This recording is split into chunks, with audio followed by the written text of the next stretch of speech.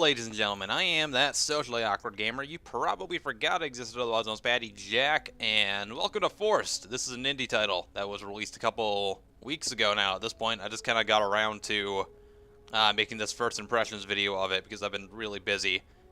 This is a game that I was actually quite heavily involved in during the development, oddly enough. When I was back with Necessary Gaming, we did a lot of promotion for the game.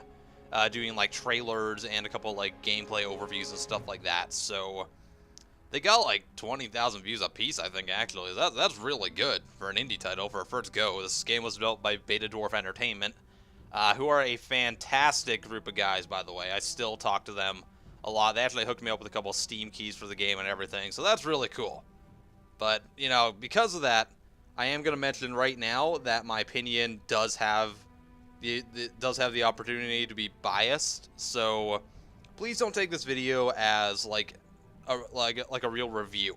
This is going to be more centered towards being informative than it is towards saying go out and buy this game or not, because my opinion does have the ability to be biased in this certain case. So just letting you know now, but I will try to give my unbiased opinion as much as I can, but just grain of salt, everyone. Okay, so what is Forced? It's kind of, oh god, it's a weird mix of games. It's kind of like a Diablo-esque top-down hack-and-slash arena game with co-op focused gameplay and lots of puzzle-solving elements.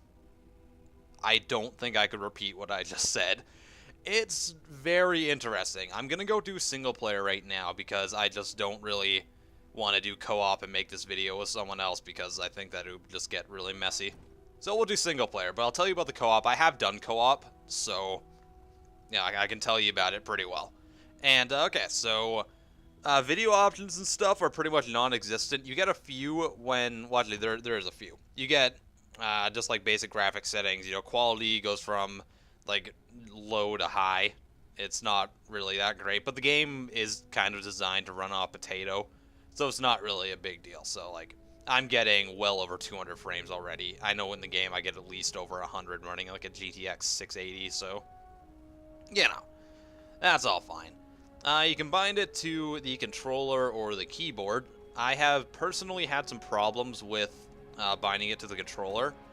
Like, when I did it, you have to, like, go through and actually, like, press all the buttons on the controller. I did all that, but then when I went into the game, it's like only 2 of the buttons were actually working. So I don't know if that was the controller I have, because I have kind of like it's a different type of Xbox controller. It's still made by Microsoft, but it's different. I don't really know where it came from because it was my roommates at one point.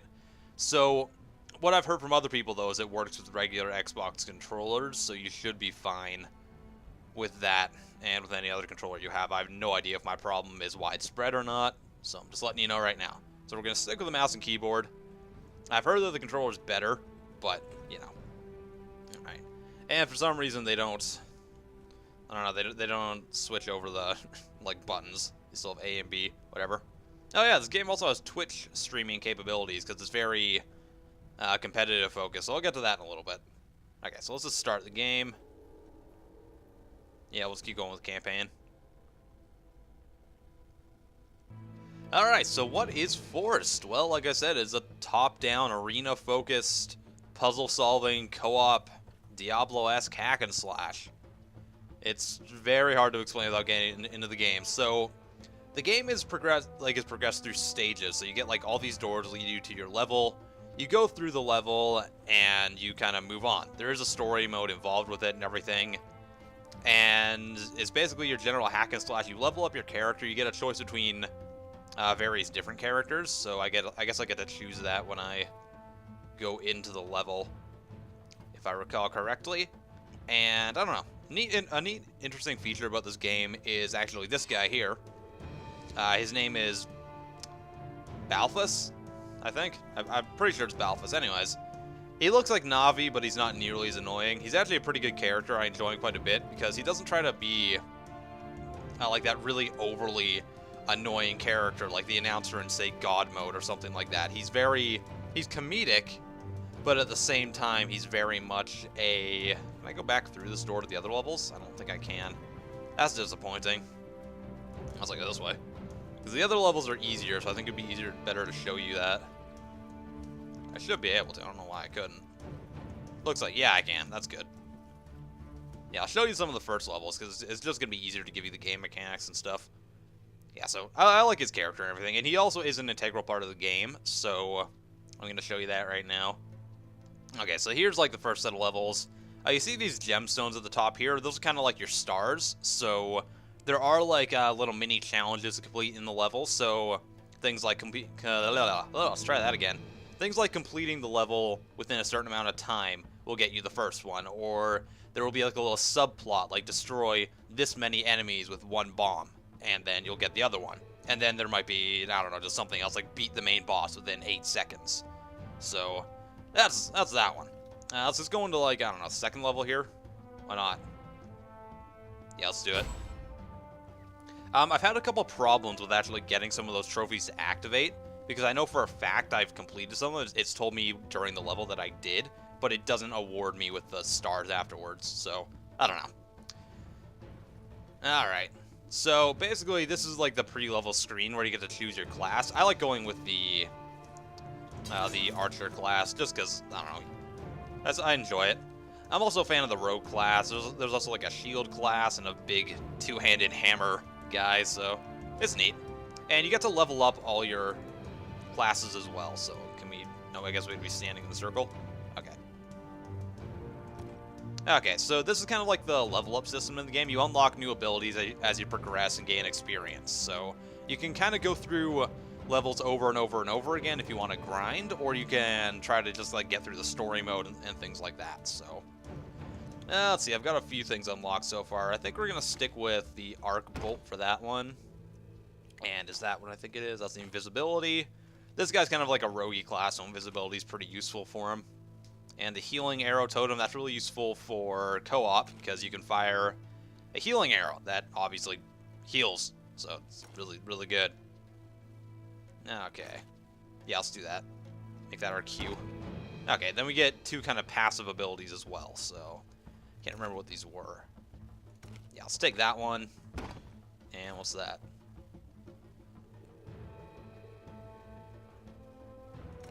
Yeah, let's do reduce stretch time. That sounds like a good idea. Okay, we're good. So I'm going to show you some of the gameplay, and then I'll move on to like thoughts on co-op and everything like that, and get into more like the competitive aspect of the game.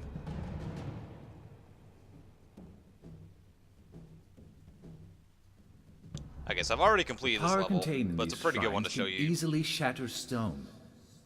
Or bones, for that matter. Yeah, good for you. Go ahead. Try it on that statue over there. Okay, so this is where Balthus or Baldrus, it might be Baldrus, I don't know. This is where he becomes kind of an integral part of the game, because you need to drag him around with you, kind of. You can kind of direct him where to go. Like, I can place him there. If I move over here and press the space bar, I can drag him back over to me. Or if I hold down the space bar, he'll start following me like that. And why that becomes interesting is because you need to use these weird totem thingies in the center here. So yeah, these are totems, and what you do is you place them there, and you go on the other side, and you drag him over, like over the totems, and each totem has its own special effect. Like this one, for instance, is a bomb, so it'll turn him into like this weird floating bomb thing that will explode on impact with anything, like an enemy or a wall, or the statue, which I'm supposed to blow up right now, so I'll show you that right now. It'll do a ton of damage to me, so I kind of have to be careful around it. I guess. So let's go into the level here, and I'll show you what is up. So obviously they're kind of introducing the whole exploding mechanic in this level. Okay, so this is the general place. It's very much a hack and slash. An interesting mechanic about it, I don't really care if I die in this, by the way.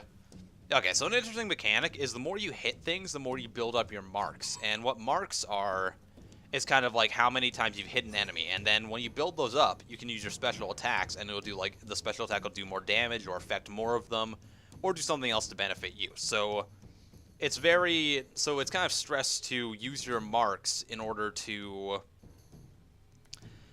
basically like mark up your enemy so that when you're in co-op, someone else can use their like special ability and like be able to focus on one thing at a time. So not everyone is trying to mark up all the enemies. You can have someone designated to doing that, which is probably what my character would be doing, because since he's a ranged guy, so I could just fire off all my arrows and mark someone up quickly, and then someone else would just use their special ability and destroy them. So it's neat like that. It's a really good co-op element. And when you're in co-op, you only get one of these guys still, so you really have to work together. Like maybe give someone control over the orb during the level and things like that. Okay, so what we have to do in this level is blow up all the statues. I'm pretty sure, if I recall correctly. So obviously he's got the bomb now. I have to drag him over here. And again, this is one of the early levels, so it's not going to be extremely difficult. And that's where enemies spawn, by the way, so I don't really want to keep him there too long. Good. Focus on mastering my power. Yeah, I get it. It will be needed later. Okay, so I'm just going to take care of the rest of these guys. There's a decent variety of enemies in the game. I have, like, I got into the second stage now, and I've got a lot of different enemies. Some of them you can't actually just kill with normal means, so you actually have to, like, use the bomb to kill them, which is a really nice touch, actually. I really quite enjoy that. Okay, so what we're going to do here is I'm going to show you, I think there's another statue over there, if I recall. Yep, okay. So I'm going to show you some of the advanced, well, semi-advanced tactics for using the orb. So we bring them over here, and we need to kill that statue. Problem is, if the orb touches any of these walls, other than that little half wall there, it'll blow up. So what we have to do is we have to maneuver him to get to the statue. So how are we going to do that? Well, it's easier in co-op, I'll tell you right now. So in co-op, what you'd have someone do is you would have someone stand over here and initially bring the orb towards you. So I bring him towards me until he kind of enters into the little area there. And then you'd have your co-op partner standing over, say, like right here. And he'd be waiting until it kind of enters that area, and then what he'd do is he'd press the spacebar and drag the orb over to the statue and blow it up. So that makes it easier in co-op. You can do it in single player, you just have to, it's just kind of a bit more janky. So I'd recommend definitely playing this game in co-op if you can. So okay, let's see if I can do this on the first try. So in single player, you kind of have to just drag him over like this, and then blow it up like that, which worked. It also damaged me. Holy crap. Oh god, and now I'm kind of trapped. That's not good. Sorry, buddies. Getting him away. I like the fact that they actually included ragdoll physics in this game. 38 days to sculpt. A gladiator takes 20-odd years. Guess which one is in short supply? Okay. I don't know. I really like the character of Balthus. It's quite nice. He's quite enjoyable, if I do say so myself. So we're actually going to heal up here. So this is another totem you can drag the orb over. When you do that, it makes this like this healing sphere that you need to stand in the middle of in order to get healed. And obviously it's going down further as you go. So there's lots of ways you use the orb to your advantage. There's other parts in later levels where you have to drag it over, say, this giant mist machine, where that automatically like spews mist around the level. So as it gradually does that, if you step in the mist, you get damaged a lot. So what you have to do is drag him over top of it in order to reset it so the mist like dissipates. So it's a really interesting feature to kind of bring into a hack and slash game like this, because you don't see anything like that. It's normally about like mastering your abilities and everything, but this game, they've kind of taken this weird puzzle solving mechanic into it, and they've turned it into like a really integral part of the game that you need to learn to master. And it's easy. It is very much a case of that easy to learn but very difficult to master thing. I mean, I know how to drag him over these and make him a bomb and lead him over here, but like in the later levels and stuff, it's extremely hard to figure out some of these puzzles, because not the fact that they're actually difficult to like figure out, but you're forced to multitask so much. Like you're fighting off enemies constantly while you're trying to lead this bomb over to you and avoid him from touching anything, or you need to use him as a ward in order so you don't get like damage from like sun or something, or fire and things like that. There's parts in the game where you have to drag weird cubes over with him and stuff. It's very interesting the way it kind of forces you to multitask while you're playing the game. Let's drag him over here. Okay. Let's get drag him over here now, and we'll get the last statue. Why do I hear bad things? Excellent. One statue left. Okay. Show me what you can do. Okay, so example, I want to mark up all these guys so I do a lot more damage, because the more marks I have, the more damage I do, and as you see, they explode. Again, I like the ragdoll, the physics in this game. I think it's really nice to have in a hack and slash. I don't know, it might not be a big deal to you, but I quite enjoy it. I don't like hack and slashes nowadays where you just kind of see everything fall in the same position. It just kind of breaks the immersion a bit. Okay, where's the last? Oh, it's right there. I'm stupid. By the way, I'm horrible at this game. This is not a game that I excel at, but it's really fun nonetheless. It's not because the game is bad, it's because I suck. Don't want to get hurt. Just gonna bring him over here. Oh, good golly. How are we gonna do this? Don't hit me! Okay.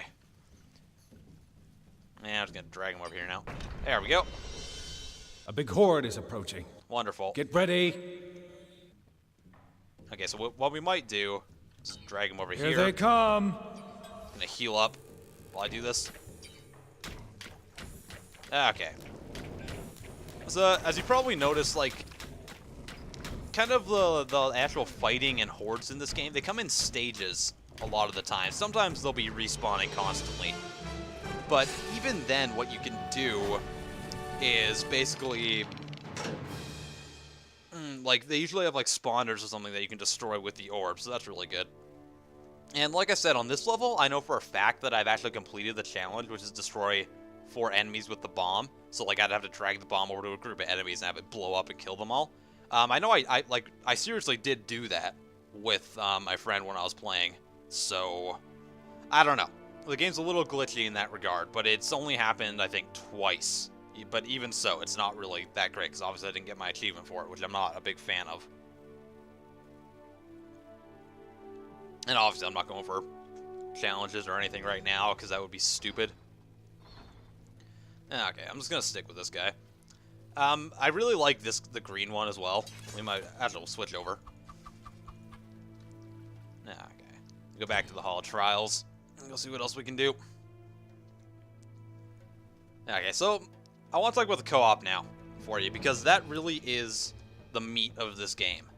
That is where this game shines, because it's very much made to be a co-op focused game and to actually be a competitive game as well. Like I said, it's got Twitch stream integration in it, so where the competitiveness comes in this game isn't through PvP or anything like that.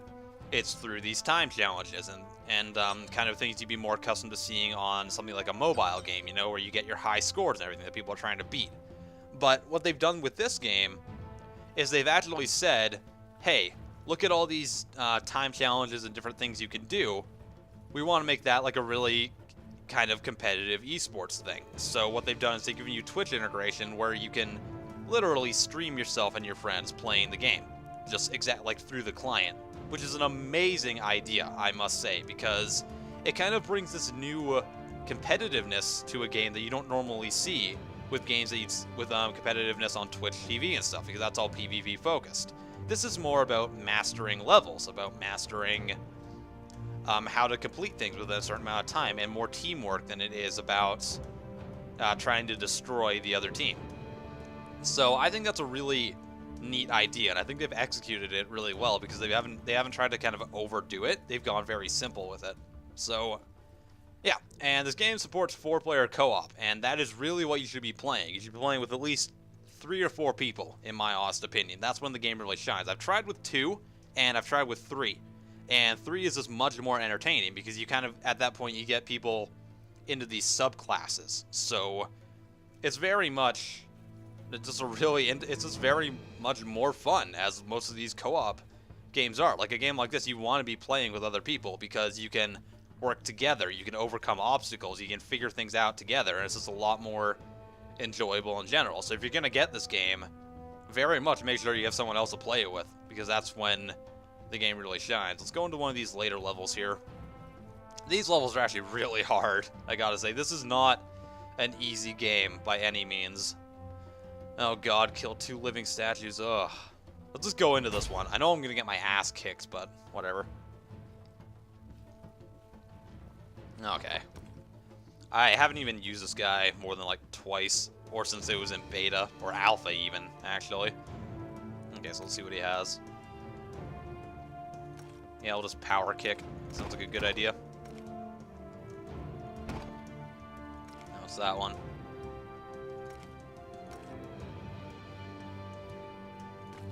Yeah, I'll take that. I don't know. Sounds like a good idea. How's that?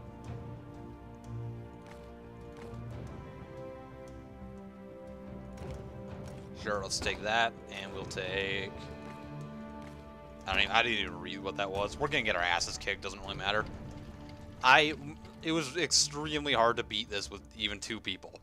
So I don't know how this is gonna work.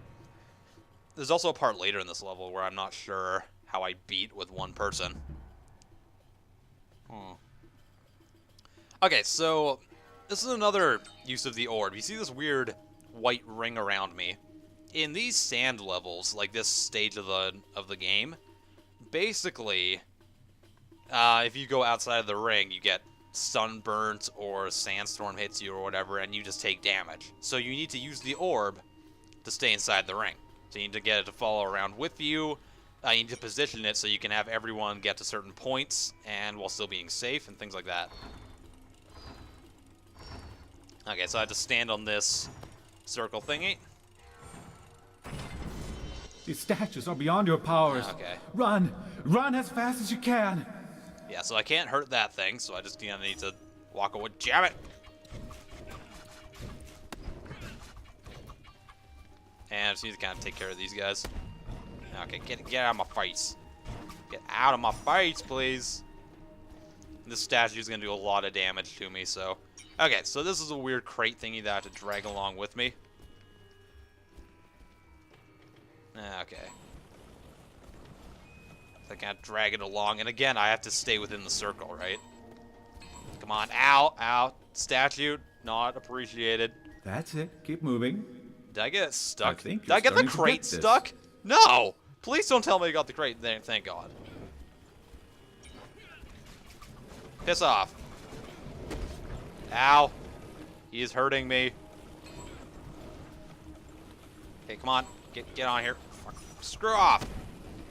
Okay. As you can see, this is not easy. It's you really have to multitask. Okay, there we go.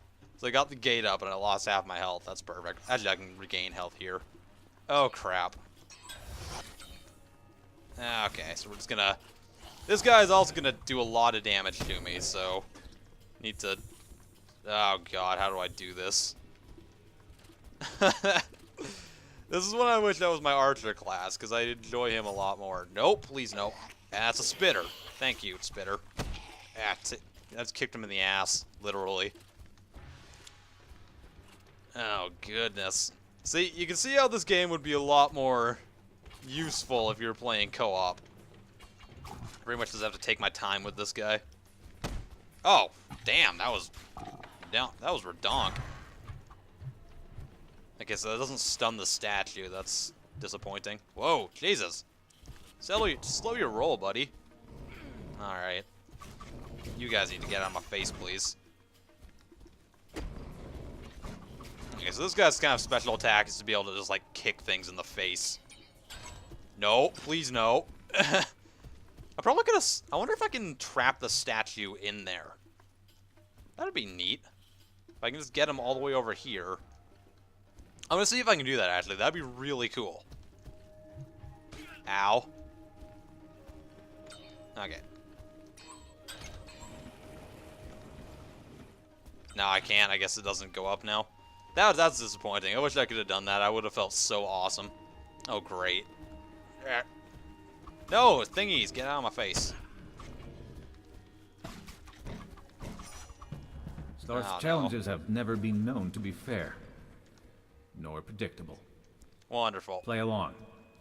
Okay, this part I don't understand, because I have to be able to get the orb through, like I have to make it into a bomb so I can blow up this guy.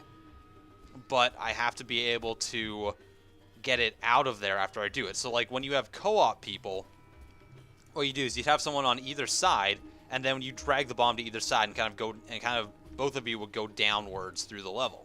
So we're gonna have to figure this out. I guess maybe if I put it over here quickly. Oh god. Get out of my face, please. Oh, Jesus.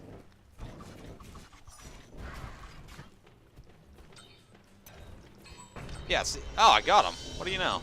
I guess it is possible. Well then, I got to let my friend know I figured it out, because he's actually doing a review for this game over on BagoGames.com. So, I got to tell him that I figured it out. Oh god, there's another one. Not liking. Oh god, that thing. Yeah, so there are lots of different types of enemies in this level, or in this game. And they all require different skill sets to beat. Oh, man. Oh, Jesus. As you can see, that guy kicks my ass pretty regularly. Oh, good golly. See, what we normally have in co-op is I'd have someone taking all the aggro, probably this guy because he's fast, so that the other person can stand on this middle thing and turn it on. I don't think it goes away, though, so that's good. So I can just kind of avoid them. Oh, Jesus. Ah, he knocked him over. That's good. I didn't know he could do that. Yeah, okay. Yeah, so I guess in single player, you just kind of have to avoid them. That guy really needs to work on his aim, just saying.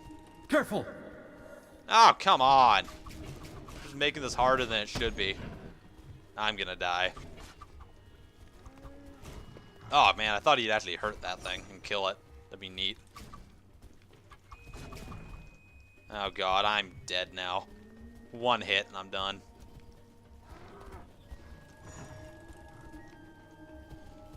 Come on. Oh, man. This is, I don't know where the other guy went either. Oh, God.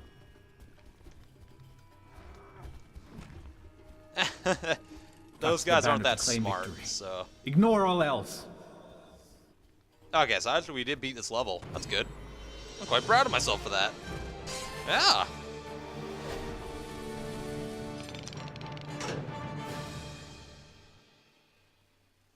I actually didn't expect to beat that at all. I thought I was going to get my ass kicked. Okay.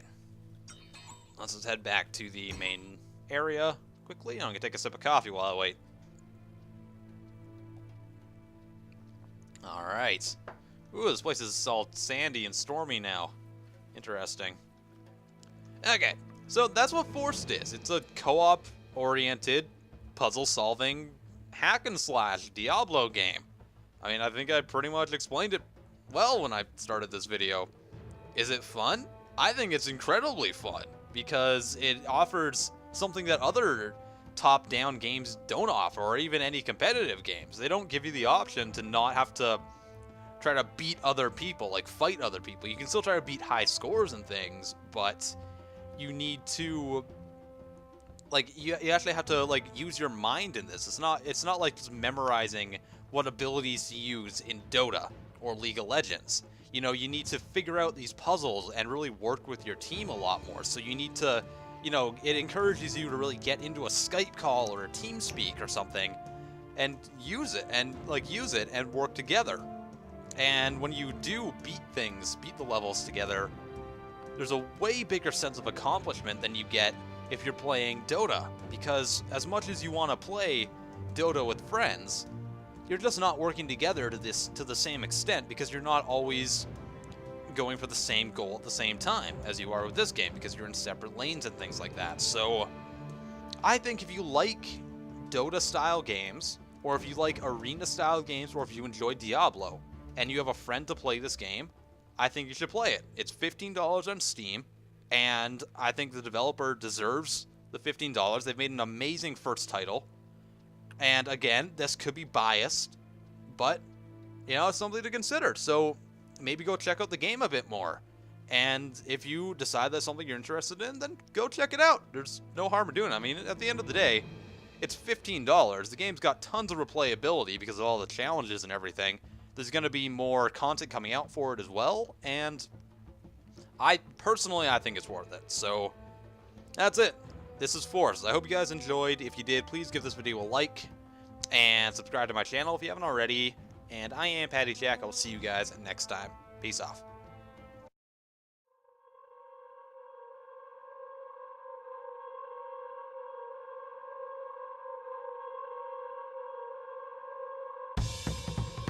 bro. I think someone had some wild sex. No, that's just your mom's period. Oh shit. Oh. Look at that codex, bigger than you. Yo! Oh god! Alligator roll, alligator roll, alligator roll, alligator roll. No! You're a jerk. And that guy's also. What the fuck? I don't know how to take cover. Just roll. Just keep rolling. Yeah, I have no idea. Oh, there's a ladder right there. Are we fucking stupid? Across the street. Oh god! I don't know. That just did. Someone's. I'm dead, I'm dead. Oh god! No, no, no, no, no, no, no, no, no, no, no, no, no, no, no. No! What the fuck? I still don't know what's going on.